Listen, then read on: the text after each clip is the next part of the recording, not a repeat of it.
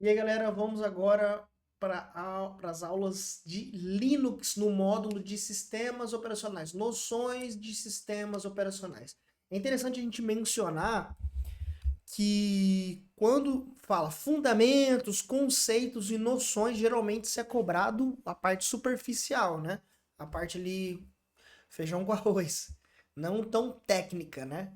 Isso aí ficaria para concursos ou para questões voltadas para algumas áreas. O cara está fazendo prova para analista de TI, algo já voltado, né? Então, fiquem tranquilos.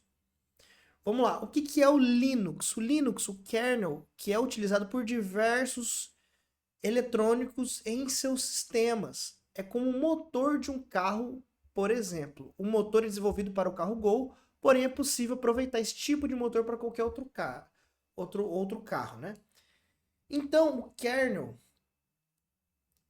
desse sistema operacional, a gente vai explicar mais na frente.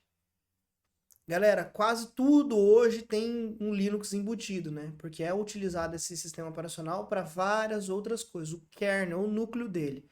A interface, funcionalidade, a gente vai mostrar mais na frente, pode ser customizada e é diferente de um para o outro. Em 91, um estudante finlandês chamado Linus Torvalds, esse cara aqui, pra galera de TI, ele é tipo um deus, né? É o guru, né? O cara que criou aí mais, para alguns mais do que o próprio Bill Gates. Porque o Bill Gates ele era muito inteligente, é muito inteligente, mas ele foi mais empreendedor do que crânio de criação de alguma tecnologia, né? No caso do Linux, aí deu a vertente pro Linux, né? Por isso o nome. Foi um cara muito inteligente. Então ele escreveu esse sistema operacional voltado para um hardware específico da época. Então ele se juntou também com um professor que era o Stallman e resultou hoje no Linux. E por que que a galera usa o Linux? Bom, ele tem diversas qualidades, pessoal. A estabilidade não há necessidade de reiniciar quando tem atualizações. Desculpa, igual o Windows faz, né? Eficiência, alta performance em rede, servidores conseguem gerenciar facilmente grande número de conexões. E ele não tem custo, não tem suporte técnico algum. Assim, tem uns Linux que são pagos, tá? E tem suporte técnico, mas o restante não, você tem que meio que se virar. Esse é um lado ruim, ao meu ver. Só que o porquê que a galera usa o Linux? Aí que tá a chave. 100% dos supercomputadores do mundo tem ele. Considerado 1 milhão dos maiores servidores, 96 desses primeiros 1 milhão rodam Linux. Os 25 primeiros principais sites usam Linux. 90% de toda a infraestrutura de nuvem tá o Linux ali embaixo fazendo esse suporte, como um sistema operacional padrão, né?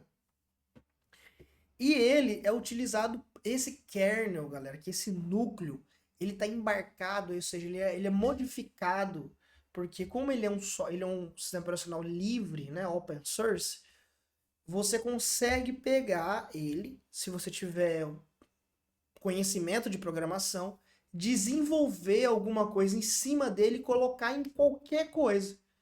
Vou fazer que essa caneca aqui tenha uma hélice, ela vira um drone e lança chama, sei lá. Você vai precisar de colocar um sistema operacional ali, dependendo da quantidade de processamento, etc., do que essa caneca vai fazer, porque se ela for simples, aí é um firmwarezinho básico, mas se ela for mais complexa, ela vai rodar algum sistema operacionalzinho nela. E aí pode ser uma vertente do Linux. Então, galera, o Linux ele tá em tudo, até na sua TV, ele tá no seu roteador, na câmera, ele tá em tudo. Tudo, tudo, tudo tem Linux, porque ele é leve, customizável, dá para personalizar ele da forma que você quiser. Então, vai do equipamento, vai do conhecimento das pessoas, enfim, né, da equipe. Tem muita empresa que ela vai desenvolver um produto novo, aí o que que ela faz? Ela pega um software, um sistema operacional que é gratuito, ela não vai pagar para o Windows fazer uma modificação do Windows. para a Microsoft. Ela vai pegar gratuito, vai botar os desenvolvedores deles para modificar aquilo ali e vai construir. Então, quase tudo que vocês veem de automação de casa, coisa subindo, Alexa, ligar, desligar, não sei o que, aquelas coisas automatizadas. No campo, o cara abre a porteira à distância. O robô que dá a colheitadeira automatizada, que dirige sozinha. O drone, os sensores ali que estão interligados para saber a umidade, temperatura e não sei o que, não sei o que. Tudo isso tem um Linux ali por detrás.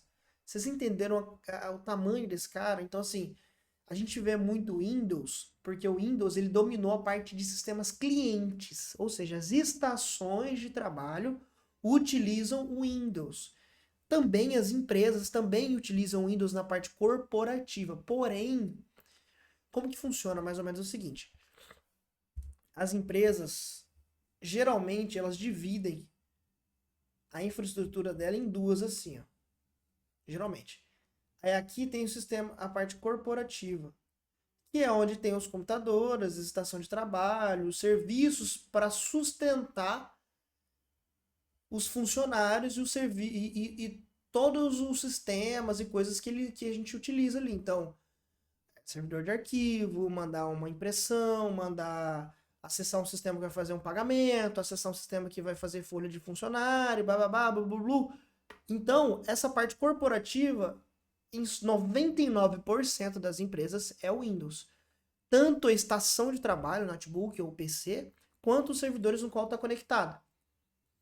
É o Windows, porque o Windows ele é mais fácil, ele tem um suporte, se você compra ele, então se der um problema, hoje eu na minha empresa, na empresa que eu trabalho, no banco que eu trabalho, é assim.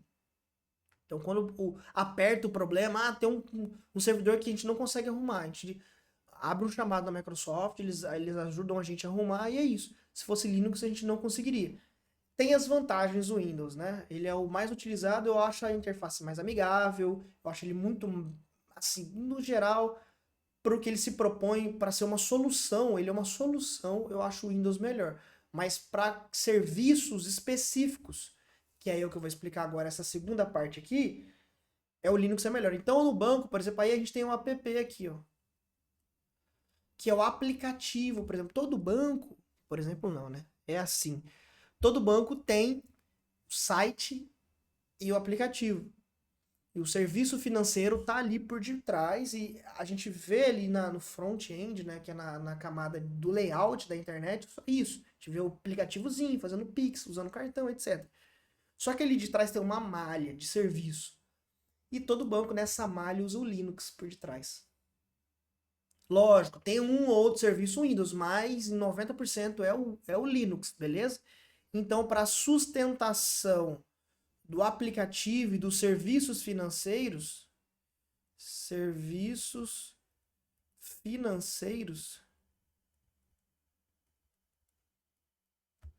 é igual a Linux. Para essas coisas assim, de grande acesso, customizável, pesado, uma coisa desse tipo, é sempre Linux que está ali por detrás. Entenderam a diferença? O Windows, mas o Windows é em tudo que eu vejo, tudo que você vê. Entenderam a sacada? Tudo que você viu até agora é porque você nunca gerenciou ou cuidou de um ambiente crítico. Então, os ambientes críticos usam Linux. O ambiente corporativo usa Windows. Agora entendendo um pouquinho da arquitetura do Linux. O Linux está aqui, ó. Ele tem a parte física dele, que é o hardware. Lembra que eu já falei de hardware, de software? O kernel, que é o coração, basicamente o coração do sistema operacional. Está escrito todas as instruções de gerenciamento do sistema com o hardware. Né? Ele pega isso aqui do hardware, ele conversa. E a gente tem as bibliotecas, é a camada que permite o acesso a recursos através de execução de chamadas feitas pelos processos. E a gente tem o shell, que é os comandinhos, né? Parte de linha ali de comando entre o usuário e o sistema operacional e os programas utilizados, softwares pelos usuários. Então, tem algumas distribuições de Linux que já vêm. Eu vou mostrar uma dessas para vocês. Então, a gente tem aqui o espaço do usuário,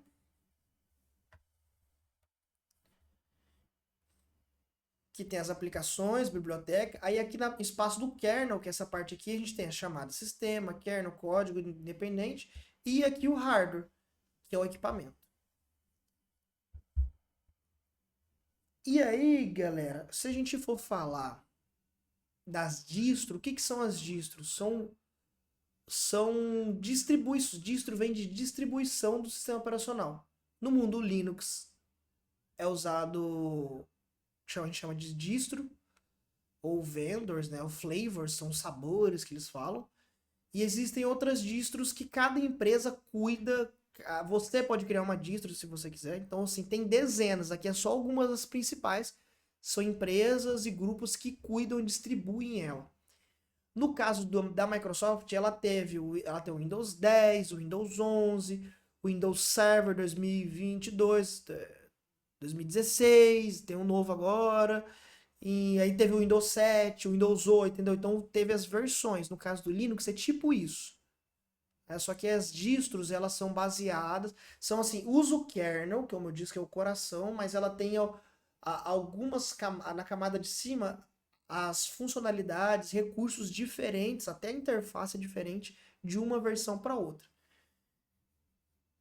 Então aqui a gente tem aqui, ó, existem diversas distros. Cada empresa pode criar a sua própria distribuição, como no caso da Red Hat, que é essa aqui, ó. Esse cara do chapéu vermelho. Ubuntu, baseado no Debian, e OpenSUSE, que é independente, é uma empresa, que também tem o SUSE, que é vendido, né? Que é o SUSE só que com suporte. Uma distribuição derivada é baseada no trabalho feito em outra distribuição, mas tem seus próprios objetivos. Identidade e audiência, o que foi criado por identidade dependente. Então, o que acontece? Existiu, por exemplo, esse cara aqui, que é o que eu vou mostrar para vocês. Tem o Debian. Esse cara aqui é o original, criaram ele. E aí, em cima do Linux.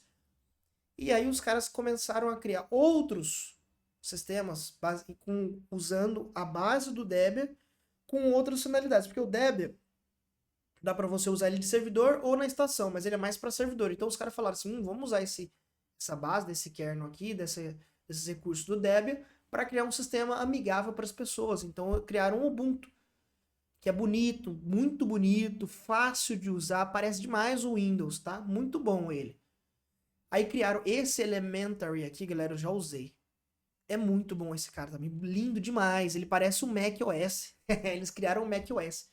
Transparente, aquela coisa fluida, e também é gratuito. Vocês podem baixar qualquer um desses aí, menos o Red Hat.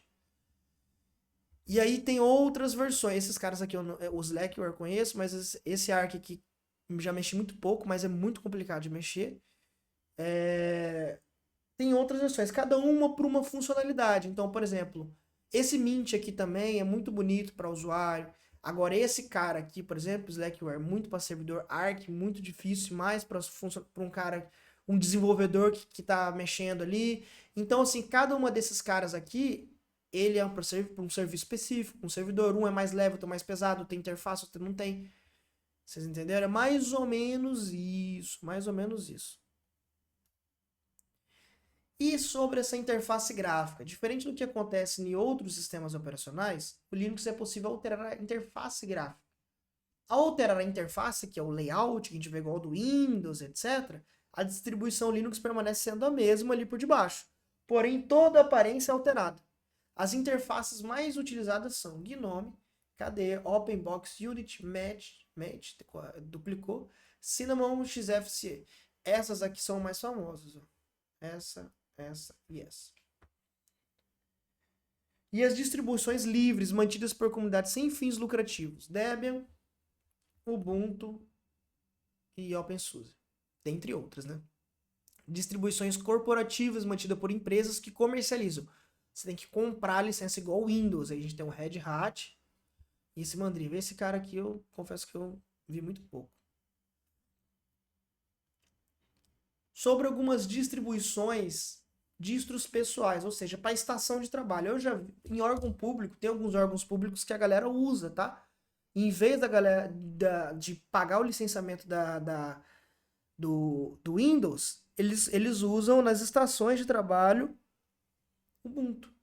Porque é fácil, é bonito, tem quase as mesmas funcionalidades. A diferença, Às vezes é que a galera não usa tanto Ubuntu em muitos lugares, principalmente em órgãos públicos maiores, etc., porque nem todo mundo é familiarizado. Então aí é meio que assim, o Windows ele dominou.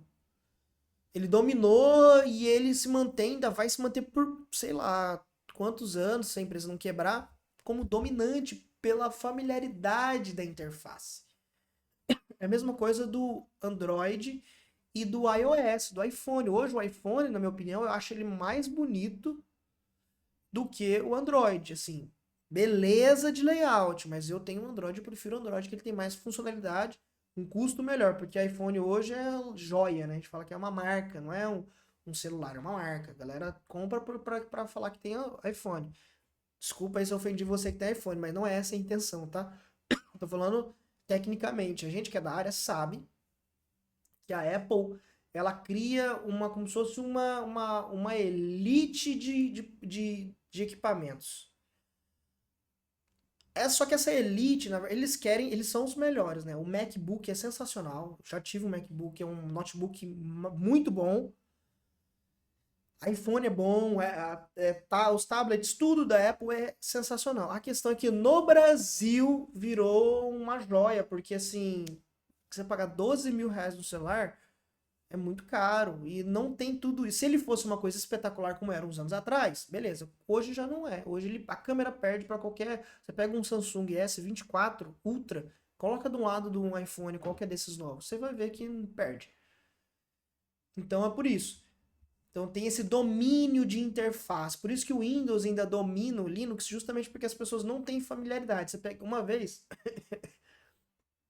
minha mãe tinha um notebook muito antigo, muito velhinho e tal, e eu quebrando cabeça, a gente tava, não tinha dinheiro para comprar um notebook novo, né? Aí eu fui comprei para ela um SSD, que é como se fosse um HD, só que mais rápido, né? Que não gira, né? Um HD físico, flash disk ali, igual um pendrive, né? Tô explicando para quem não sabe. E ele é bem mais rápido, ele é quase 10 vezes mais rápido que um HD. Então, e hoje tá bem barato.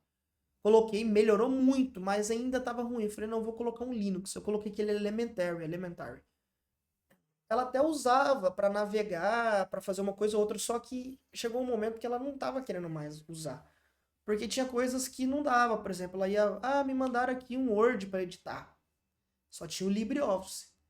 Me mandaram alguma coisa aqui, não estou conseguindo saber copiar, colar. Tem algumas diferenças nisso. Então acabou que ela desistiu. Então é mais uma questão de uso e treinamento, tá? Mas se vocês verem aqui, ó, eu não tenho Ubuntu aqui instalado, mas eu tenho um Debian, o Kali, que eu vou mostrar para vocês, que é parecido. Mas se vocês podem ver aqui que o Ubuntu, galera, ele é muito bonito. Ele tem quase tudo que o Windows tem. Roda até alguns jogos, inclusive, tá? Não roda 10% dos jogos, mas roda alguns jogos. E usa os mesmos, quase as mesmas, tem quase os mesmos programas, enfim, né? E o Mint também é para fornecer uma experiência amigável para os usuários comuns em computadores pessoais. Basicamente, o mesmo do Ubuntu. Para fazer a instalação, basta acessar o site. Então, tá vendo aqui a carinha dele? Aqui é uma área de trabalho, é normal. Com os programas aqui é o iniciar, tá vendo? Para quem nunca viu, né? É assim. Lógico que aí a gente tem só a interface. A gente tem só ó, tem um Ubuntu aqui, ó. No meu Windows, isso aqui é um Ubuntu, ó.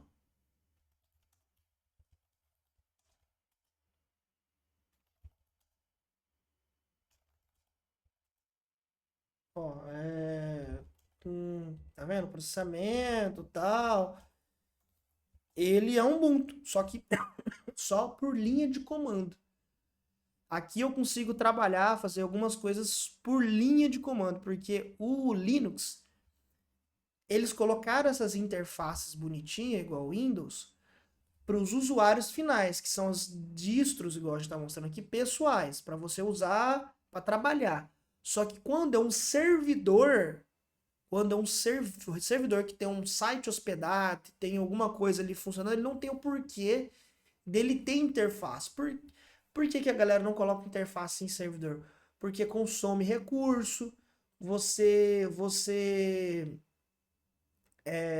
não tem o porquê. Geralmente quem está cuidando de um servidor ele já tem um conhecimento de comando, é para ter. Então não tem por que eu colocar a parte gráfica. Se os recursos todos vão dar para acessar via comando. Então eu economizo processamento, gráfico, eu economizo algumas coisas, eu diminuo brechas de segurança também, então tem tudo isso, tá? Seguimos. Vou mostrar enquanto isso para vocês uma distro que eu tenho aqui, ó, que é o do Kali, ó, para logar normal. Esse Kali aqui é o que eu tenho aqui de teste para vocês, que já tinha, falei, não, vou mostrar o Kali pro pessoal, que ele é baseado no Debian. Esse Kali, galera, ele é uma distribuição voltada para testes de segurança. Então, se você vê no YouTube os caras, galerinha, como hackear não sei o que, como fazer não sei o que, eles estão usando essa distribuição aqui. Por quê? Porque essa distribuição ela é parecida com o Ubuntu também, que é do Debian, só que a diferença é que ela tem ferramentas, tá vendo aqui? Ó, se eu clicar aqui no dragãozinho, eu tenho aqui, ó, coleta de informação, coleta de DNS, de hosts na rede, ó, scan de rede, tá vendo? Análise de vulnerabilidade, aplicação web, ataque de senha, ataque wireless, engenharia reversa, tá vendo? Tem um monte de coisa. Ou seja, ele é uma distro que já vem com ferramenta. Eu posso pegar qualquer outra distro que ele colocar essas ferramentas? Eu posso. Porque as ferramentas, como é tudo gratuito, eu posso colocar e fazer do jeito que eu quiser. A diferença é que isso aqui é meio que para preguiçoso, né? Porque às vezes a gente quer fazer um teste, a gente tem poucos dias. O cliente fala assim, eu quero um relatório, hoje é segunda até sexta. Então, se eu sair instalando esse monte de ferramenta, eu tô ferrado. Então já pega uma coisa pronta, né? A gente ganha tempo, facilidade. Mas ele segue o mesmo padrão. Se eu vim aqui em configurações, ó. Tá vendo? Eu tenho personalização de aparência, de tela. Eu tenho aqui. Consigo navegar nas pastas, tá vendo? Não tem nada aqui, o file system dele. O boot, o dev. Eu posso navegar normal do Google Chrome, ó, teste. Opa. Tá vendo? Teste de velocidade, normal.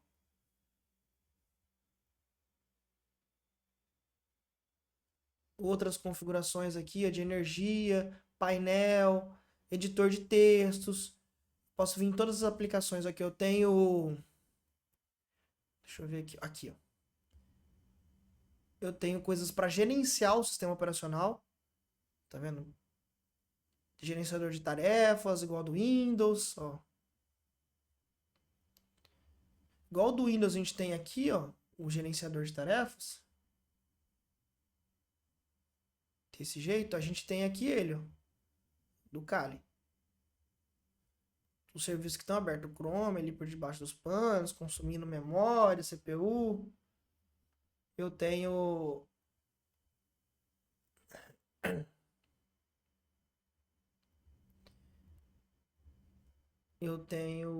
editor de texto, parte de desenvolvimento, a parte gráfica aqui mudar a imagem, navegador web, parte de multimídia.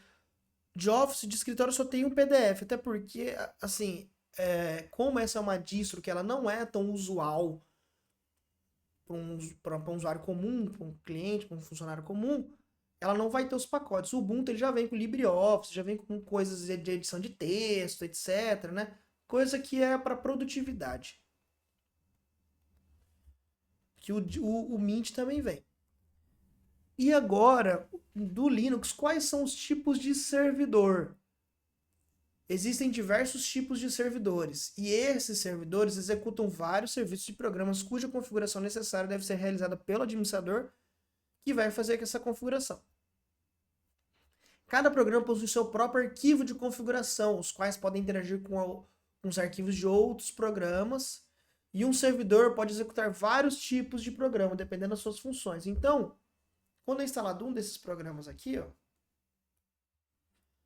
aqui um banco de dados, um servidor de Apache, um Fire, um e-mail, um FTP, um Samba, você transforma, eu posso pegar um Debian, por exemplo, básico, até um Ubuntu, e transformar ele em um servidor.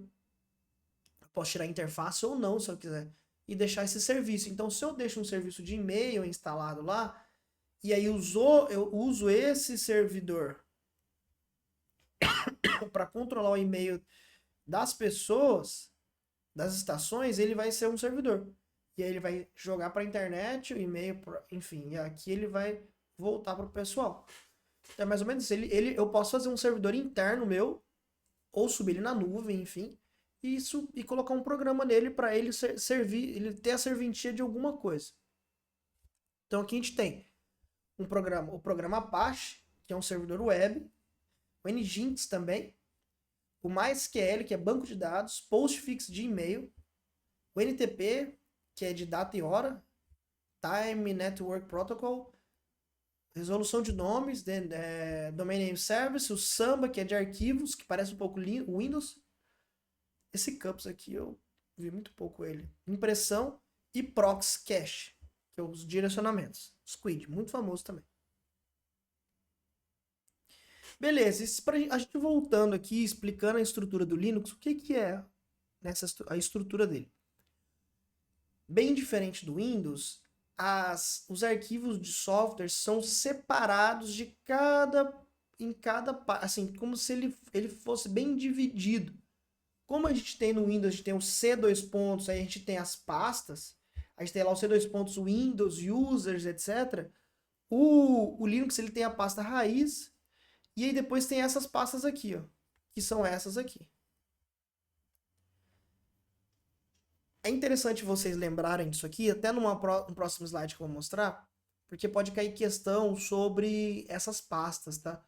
Olha, qual pasta tem uma pasta de configuração do sistema, etc. Qual é a pasta que estão os dispositivos, que são parte do hardware? Configuração de som, de rede, etc. /dev. Qual a pasta que o usuário moveu da pasta home, pasta comum dele pessoal, para a pasta de arquivos temporários, temp. Beleza? Essa é a imagem que eu queria mostrar para vocês. Aqui a gente tem os descritivos de cada coisa. A pasta home, lib, mount, isso aqui, sempre que vocês virem esse de mount, de montar, ou essa sigla mount, tem a ver com disco ou pendrive, ou um CD, ou um HD externo que colocou ali, e você precisa montar ele para ele aparecer. Beleza? Ah não, desculpa, o de mídia aqui, o CD-ROM é outro. Tá? É pendrive e HD externo. Então, assim, eu não vou ler todos aqui para vocês, mas fica aqui para vocês revisarem depois essa estrutura de pastas, que é essa estrutura de pasta aqui. Tá vendo aqui, ó? Então, se eu entrar aqui dentro de home, tá? O usuário Kali, que é esse que eu tô aqui, ó. Que poderia ter um outro aqui, Joãozinho, Felipinho, multiusuário, né? Para logar. Pasta dev, que é o dos devices, tá vendo aqui, ó, net, do arquivo de rede. Outro arquivo aqui, buzzd, deve ser o dos barramentos, driver aqui, card, tá vendo, de disco, unidade de disco, etc, tá vendo? Parece confuso, realmente é, mas vocês não precisam entrar muito nessa questão aqui, tá? Só saber o que cada pasta é pasta temp, ó, coisas aqui que foram instaladas, ainda tá lixo aqui, né? É só vocês saberem mais ou menos o que cada pasta faz, básico, tá? Para ter uma noção para responder as perguntas. E agora a gente vai digitar alguns comandos, galera, tá? Só para vocês terem uma noção também. Esses são os principais comandos, tá? Eu acho que dificilmente cairia um outro comando que não fosse esses, tá? Acho difícil. Porque no nível de noções, seriam esses caras. Então, se a gente pegar aqui, ó, por exemplo, deixa eu ver se eu consigo minimizar para deixar aqui para vocês verem. Eu vou abrir o terminal, né, que é o shell. que é o interpretador de comando, que é esse cara aqui que eu estou digitando. Eu vou até aumentar aqui que é a mesma coisa do CMD aqui do Windows, tá? O prompt de comando, tá vendo? Se vocês não sabem, dá pra gente fazer tudo do Windows aqui pelo CMD. Quase tudo. O que dá pra fazer mais é no PowerShell. Esse cara aqui. Esse cara aqui é um recurso, né? Um interpretador também de comando do Windows, só que ele é muito mais robusto. Ele faz praticamente tudo. Dá pra você programar aqui. Eu tenho alguns scripts, eu programo também em PowerShell, que automatiza algumas funções, né? Ele é muito. Dá pra você fazer tudo que você quiser no Windows por esse cara. Tanto que tem alguns servidores Windows sem interface, só com essa telinha do Shell aqui, do PowerShell. Que é igual o Linux tem também, só essa interfacezinha que eu mostrei aqui pra vocês do Ubuntu tem desse jeito. Então vamos lá. Antes de eu digitar o ls, por exemplo, aqui, ó, se eu dar um ls, eu tô listando aqui as pastas, tá? Lista todos os arquivos do diretório. Se eu dar um df, eu vejo. Deixa eu aumentar um pouquinho aqui. Eu vou fazer isso, vou fechar isso aqui. Beleza. Eu vejo quantidade de espaço no disco rígido. A maioria dos arquivos está aqui no /dev SDA. Tem um pouco no tempo, enfim. Top. Mostro a quantidade de memória e algumas coisas de processo, tá vendo? Eu coloquei quase 8 GB de memória, tem 7.800, está usando 1.2. Olha só, um sistema operacional gigante, assim, bonito, né? Não gigante, bonito, usando 1 GB só. Isso que já tem algumas coisas instaladas rodando ali. Esse cara usa muito pouco, muito pouco. Dou um Ctrl C para fechar. Se eu dar um RM, eu consigo remover um arquivo, um diretório. Isso aqui é... Ah, não, desculpa, tem um CD ali antes. Eu dou um ls aqui de novo, eu quero acessar essa pasta chamada downloads. Eu dou um CD, que é para acessar o diretório. CD downloads. Ele já até completa aqui para mim. Uma coisa interessante também de vocês saberem é que o Linux, galera, ele é case sensitive. Case sensitive. O que significa isso? Que ele diferencia maiúsculo e minúsculo das coisas. Se eu for tentar acessar o download sem pôr o D maiúsculo, eu não acesso. Então, comandos, arquivos, tudo tem diferença de minúsculo e maiúsculo, coisa que no Windows não tem. Vou dar um ls de novo, eu vou ver isso aqui, um instalador de um programa. Eu posso dar um cp tab Nessus e jogar ele para a pasta home, por exemplo, mas não vou fazer isso, que é de copiar. Eu posso remover ele. Removi ele. Dá um ls, já era. Deu rm, remove o arquivo diretório. Eu posso voltar aqui, ó, dar 2 pontos e voltar. O CD é o que faz a navegação nas pastas, né?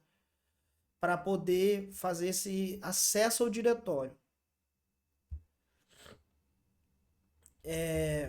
O ls-l eu listo dessa forma, em forma de tabela, digamos assim, linhas, né? E eu vejo também algumas funcionalidades, algumas opções de permissão, que eu vou explicar depois. Eu tenho aqui data, hora, como se fosse os detalhes do Windows. O Find, eu consigo pesquisar. Se eu dar um Find, eu não vou limpar aqui, senão ele vai ficar maluco. Eu dou um Find e pesquiso alguma coisa. Find PDF. Vamos ver se vai achar alguma coisa. Find Doc Home.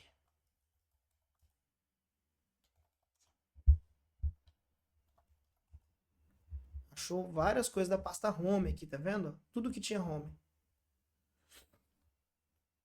LPR imprime um arquivo, não tem impressora, então não tem um porquê. O Move, se eu dar um... Vou voltar aqui dentro da pasta, vamos ver, vamos acessar essa pasta aqui chamada Documents. Eu acho que não tem nada. Eu vou dar um mkdir, que é de criar make dir de diretório, teste 1. Então ls, eu criei uma pasta chamada teste 1. Se eu acessar ela, teste, dá um ls de novo, vou dar um mk, não vou dar um nano, que é um editor de texto, teste 1. Ó, ele vai abrir um editor de texto, tá vendo? Este aqui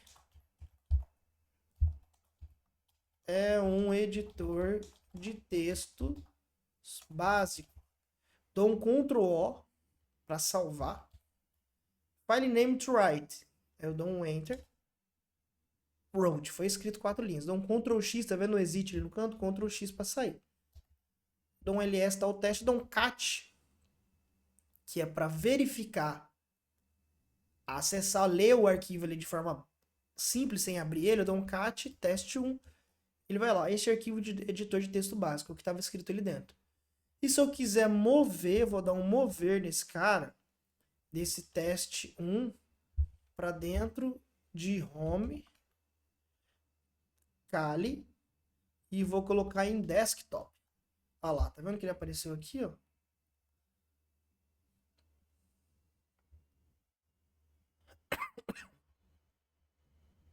Abriu o arquivo. Eu movi ele.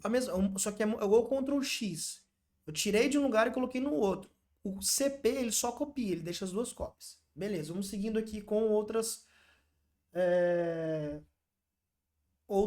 comandos que podem cair, né? PWD, eu vejo a pasta, o caminho inteiro de onde eu tô. Eu vejo aqui o caminho inteiro, tá vendo? Eu tô em Kali Documents para me localizar. Quota. Ah, o Quota não está instalado, vou dar um no. Isso aqui é interessante também, galera. Como que funciona o download? Diferente do Windows, que a gente baixa da internet, a gente baixa da internet as coisas e você vai lá e instala, dá 2 cliques. Ou pela Store do Windows, que é a lojazinha. O Linux também tem uma loja. Também tem umas lojas que é mais fácil. Vai lá e clica para baixar. Só que se não, você tem que baixar esse programa de algum lugar, de um site ou de algum repositório. Geralmente, todo Linux ele já vem pronto, apontado alguns repositórios, que são servidores da comunidade, que é gratuito também, no qual eles disponibilizam os programas. Então, se eu quiser instalar esse programa aqui chamado Kota, tá vendo? Ele não foi encontrado, mas eu posso ser instalado. Então, ele já localizou. Eu vou dar um sudo, que eu preciso subir o privilégio sudosu. Vai me pedir a senha. Agora eu sou administrador. Tá vendo que até mudou a cor? Eu sou root, eu tô na raiz, eu sou o admin máximo. A diferença para saber que é admin é essa joguinho da velha aqui, diferente do cifrão. Então agora eu posso instalar coisa, eu posso deletar coisas de sistema, eu posso fazer tudo. Então, tanto que ele não é nem recomendado para quem é leigo.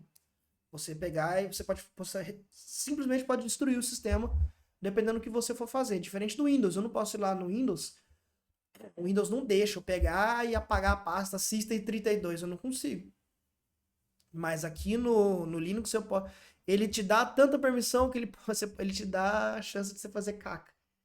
Então, beleza, eu vou me instalar o Kota, eu vou dar um apt. Esse apt, ele depende de distro. A gente tem o Yum também, que é de outra distro. A gente tem algumas formas de instalar, mas isso é um outro comando que diferencia. Eu vou dar um apt install Kota. Ele tá lendo. Olha lá, o que ele fez?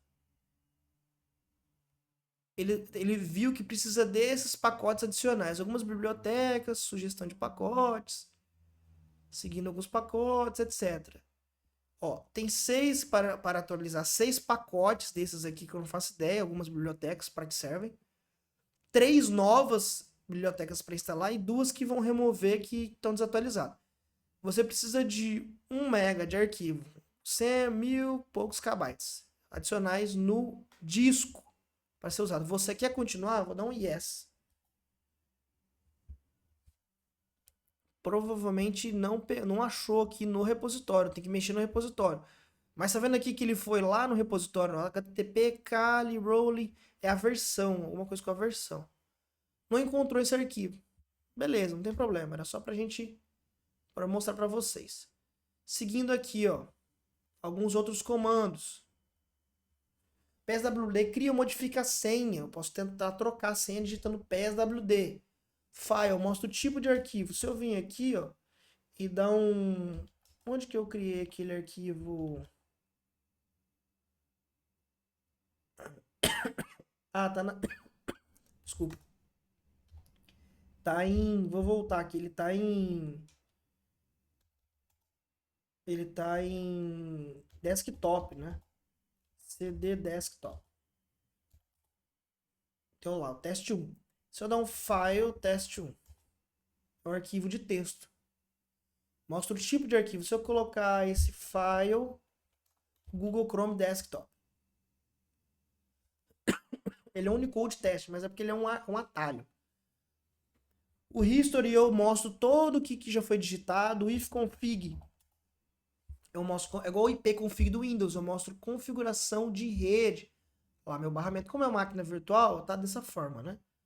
ETH0, que é minha placa de rede atual, com esse IP aqui, com IPv6, os pacotes estão transitando agora, informação de rede.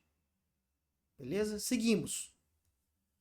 O usuário comum é um usuário convencional, sem permissões para mexer nas partes. Sua pasta padrão de armazenamento é o home e o nome do usuário, igual a gente estava lá, que chama Kali o nome do meu usuário, pode ser Felipe.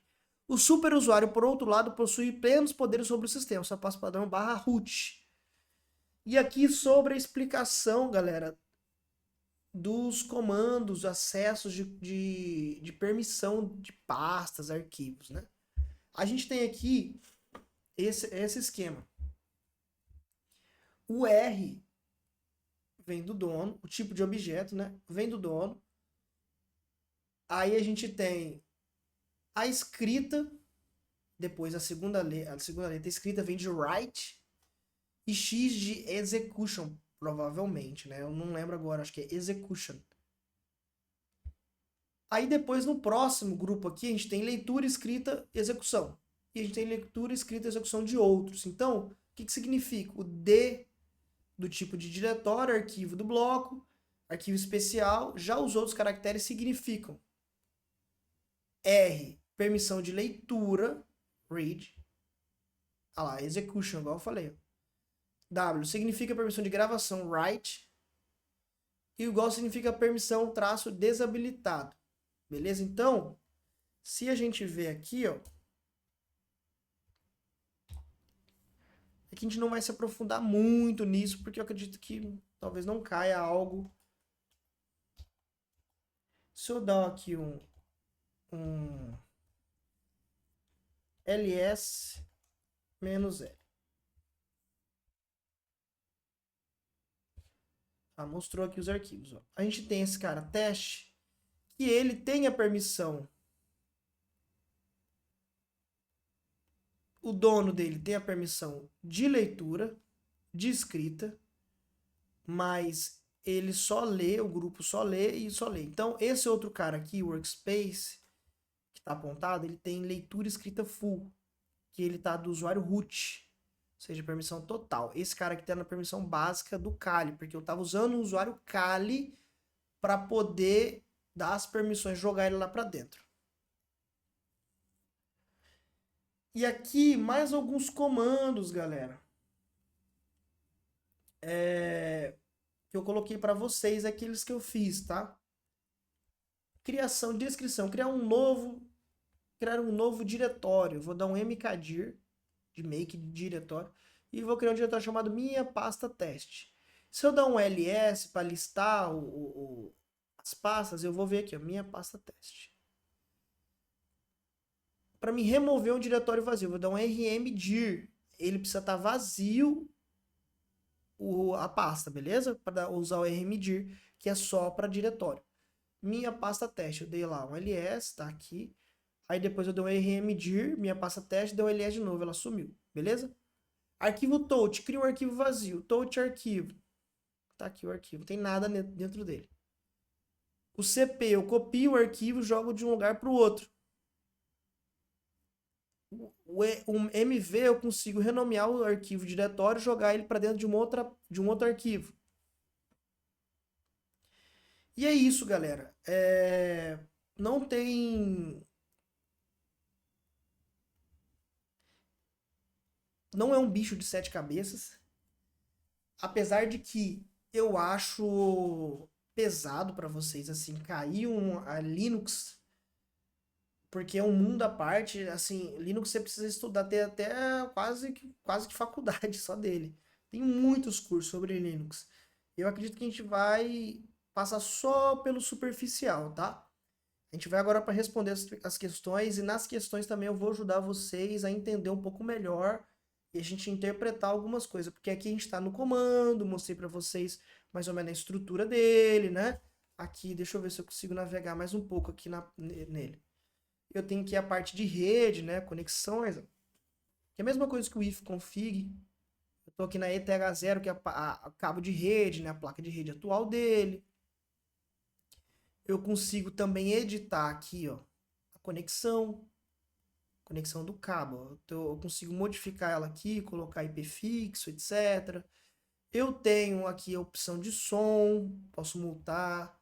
Eu tenho alertas aqui de coisa, mas não tem nenhum alerta aqui. Eu posso vir nas propriedades de bateria, tá vendo as configurações? Ó. Sistema de bateria tá plugada, etc. Informação da bateria, do computador, notebook aqui no caso.